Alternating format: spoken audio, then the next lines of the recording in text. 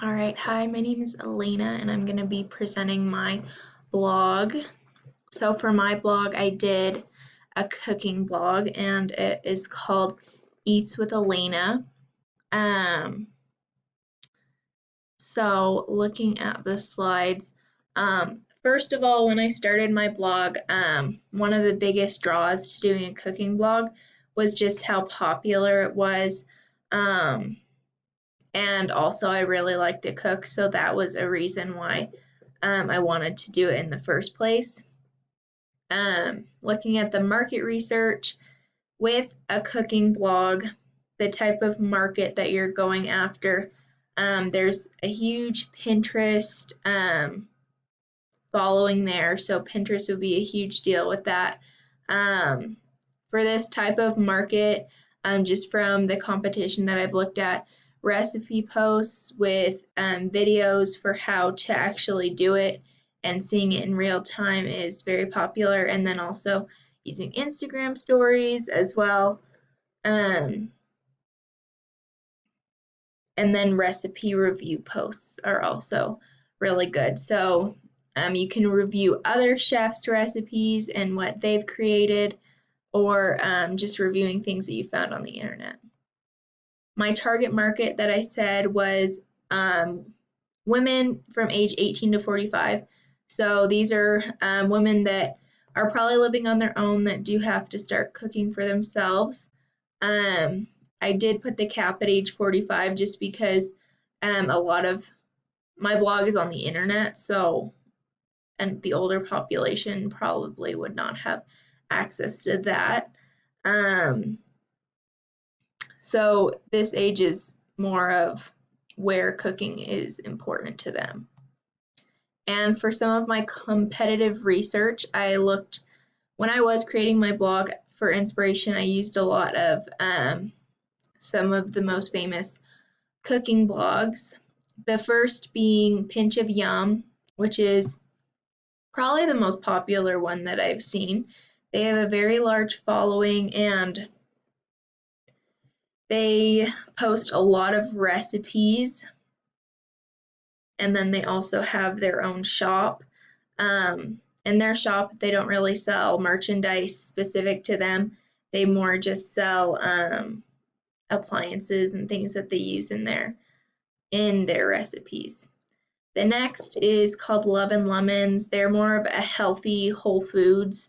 They do a lot of the similar recipes to Pinch of Yum, but they're just more on the healthy side and more of whole foods, more expensive foods.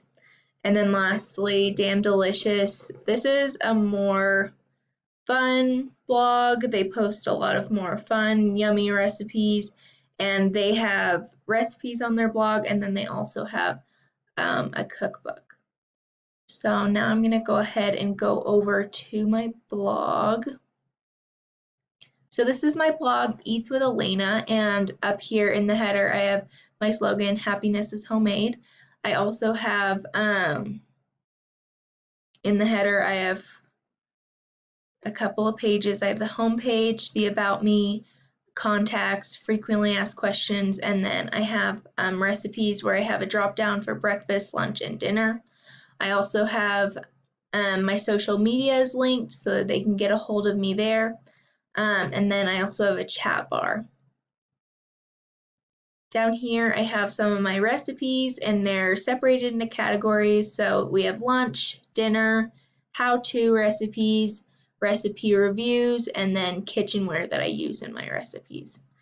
So as you can see on the first, we have how to cook fresh green beans, and I basically went through and talked about green beans and how to cook them properly and how people cannot cook them properly. Here we have how to make bacon in the oven, which is a new idea that you're making in the oven instead of on a frying pan. And then I have my favorite kitchen gadgets, where I review a couple of my favorite gadgets that I've used. And then how to make spaghetti squash, which is a new trend right now. This one is a review of a recipe that I found, which was for bread without any yeast. Here I have how to make the best stovetop popcorn, and this is actually my how-to video.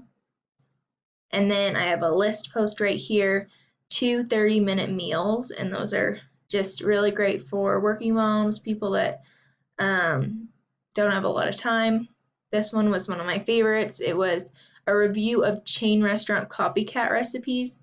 So they have a couple of big name recipes in there.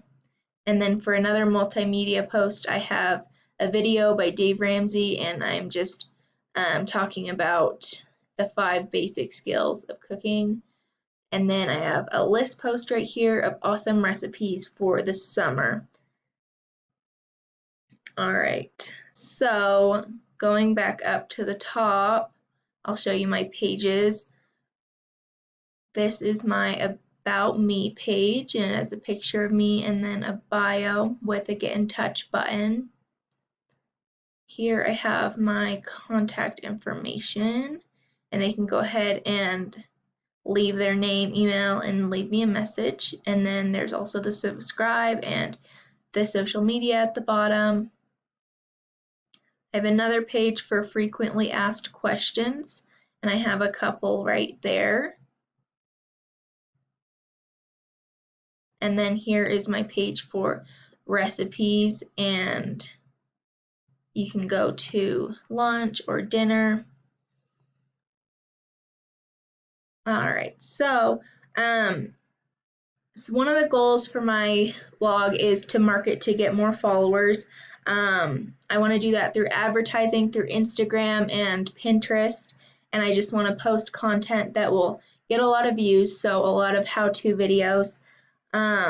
Looking at my metrics in this page, as you can see, I just put it on the internet, so there's not any traffic really or any of that.